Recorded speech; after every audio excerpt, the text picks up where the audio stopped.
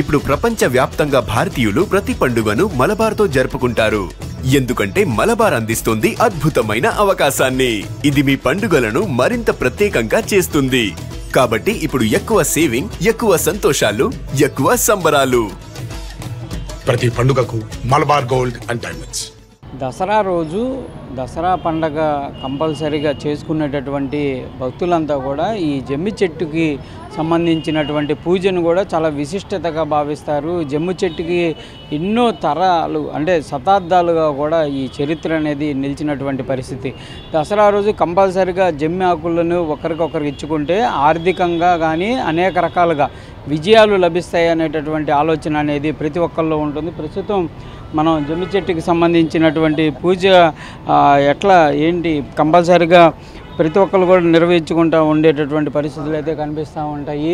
ప్రస్తుతం అసలు దీని విశిష్టత ఏంటి అనేది మాట్లాడేటటువంటి ప్రయత్నం చేద్దాం. కొంతమంది గురువులు ఉన్నారు, వాళ్ళతో ఏంటండి ఎందుకు ఈ ప్రత్యేకంగా ఈ పూజలు నిర్వహిస్తారు జమ్మి చెట్టు?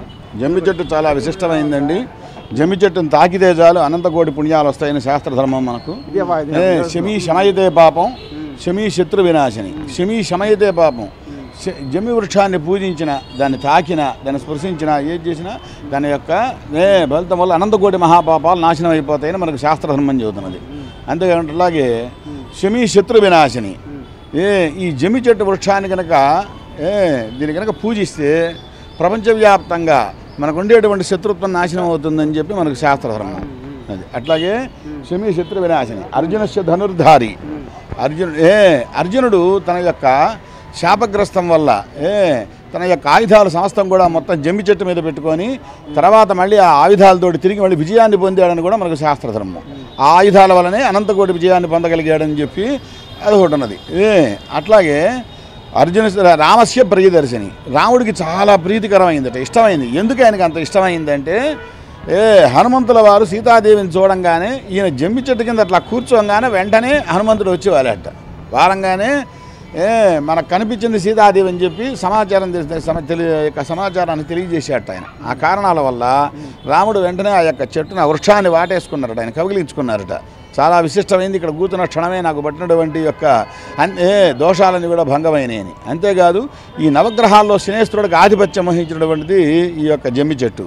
ఈ జమ్మి చెట్టును కనుక పూజిస్తే అనంతకోటి మహాపాపాలు ప్రక్షాళనం అవటమే కాకుండా శత్రుత్వం నాశనం అవటం కాకుండా మనకు ఎన్నో శుభాలు చేకూరుతాయి. శనేశ్వరుడు అంటే శమింపజేసేటువంటి వాడు. అనంతకోటి మహాపాపాలని శమింపజేసేవాడే శనేశ్వరుడు. శని ప్లస్ ఈశ్వరుడు శనేశ్వరుడు అని. కాబట్టి ఈ యొక్క జమ్మి చెట్టును పూజించడం వల్ల ఇన్ని విశిష్టమైన ఫలితాలు ఉన్నాయని మనకు శాస్త్రధర్మాలు వీరధర్మాలు చెబుతున్నాయి.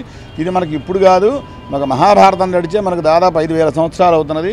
అంతకుముందు నుంచి ఇంకా రాముడి చరిత్ర అంటే దాదాపు 5 లక్షల సంవత్సరాల నుంచి ఉన్నట్టు చరిత్ర.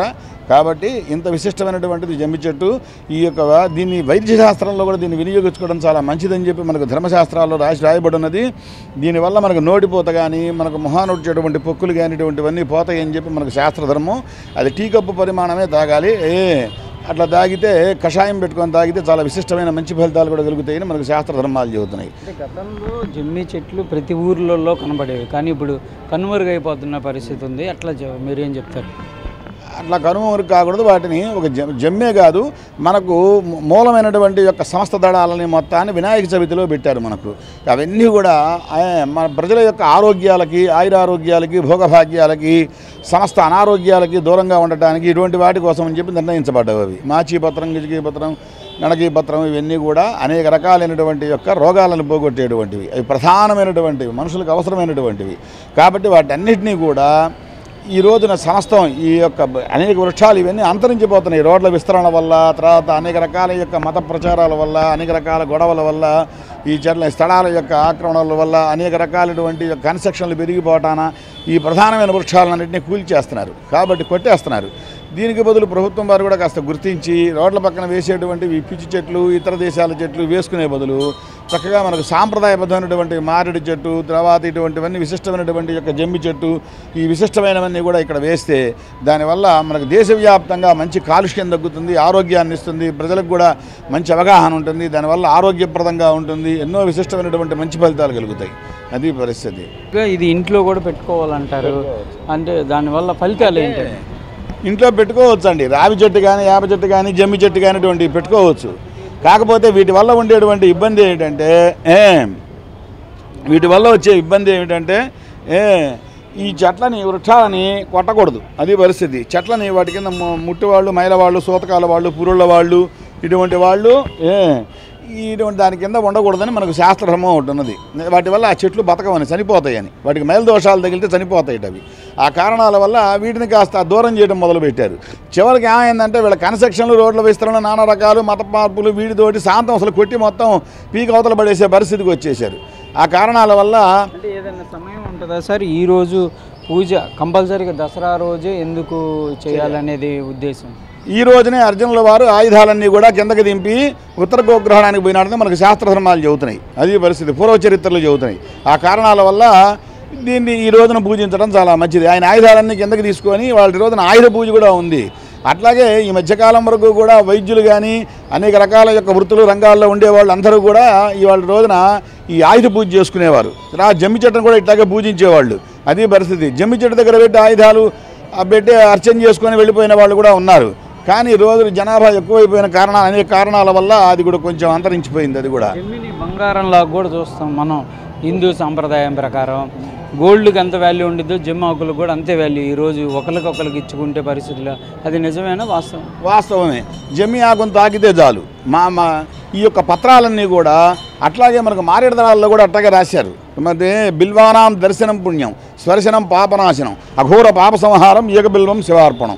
బిల్వానాం దర్శనం పుణ్యం, దాని కళ్ళతో చూడు చాలు అన్నాడు. తాకడం నాకు కుదరదు అనుకుంటే చూసినా చాలు, లేదా బిల్వాన్ని తాకినా చాలు.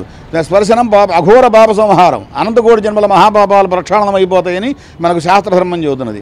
అంటే అవి ఆరోగ్యపరంగా అంత విశిష్టమైనటువంటి యొక్క మహోన్నతమైన వృక్షాలు. అవి ప్రధానమైనటువంటి వృక్షాలు. అట్లా దాదాపు 60 వృక్షాల దాకా రాశారు. మిగతా చెట్లన్నీ పనికొస్తాయి, పనికిరాంది అంటూ లేదు ఈ ప్రపంచంలో ఉన్నాయి. కానీ ఒక 60 వృక్షాల దాకా కూడా మనకు ప్రాధాన్యంగా రాశారు. వాటిల్లో ఈ యొక్క జమ్మి చెట్టు అనేది చాలా విశిష్టమైంది.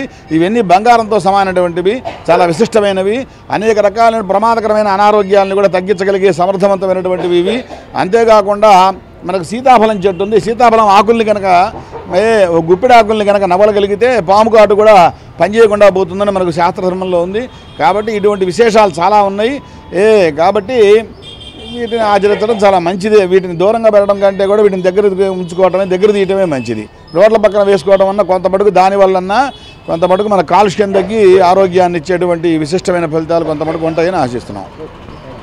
ఇది ప్రధానంగా కూడా గురువు గారు క్లియర్గా చెప్తున్నారు. ఉమామహేశ్వరరావు గారు జమ్మి చెట్టుకి చాలా విశిష్టత. అంటే ఎన్నో తరతరాలుగా మన పూర్వీకులు కానీ అంతకుముందు దేవతలు కూడా ఈ పూజించినటువంటి చెట్టు కాబట్టి దీనిని మన చుట్టూ ప్రాంతాల్లో ఉంచుకోవాలి. ప్రభుత్వాలు కూడా దీనిపైన దృష్టి పెట్టి ఎక్కడ పడితే అక్కడ ఈ ప్లాస్టిక్కి సంబంధించినవి కానీ మిగిలినటువంటి వేరే ఫారెన్ చెట్ల కంటే కూడా మన సాంప్రదాయమైనటువంటి చెట్లను కనుక పెంచితే అవి అన్ని రకాలుగా సైంటిఫిక్గా కూడా ఉపయోగపడతాయి. దాంతోపాటు ఇలాంటి సందర్భాలు వచ్చినప్పుడు ప్రతి ఒక్కరు పూజా కార్యక్రమాలు నిర్వహించుకునేటటువంటి అవకాశాలు ఉంటాయి అంటున్నారు. ఈరోజు ఈ జమ్మి ఆకులు ఏవైతే ఉన్నాయో వీటిని బంగారంలాగా చూసుకునేటటువంటి పరిస్థితి ఉంటుందనే విధంగా కూడా చెప్తున్నారు.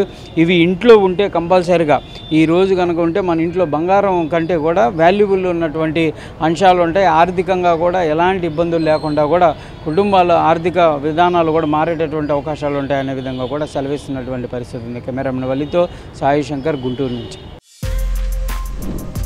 For more videos like this, subscribe Big TV channel.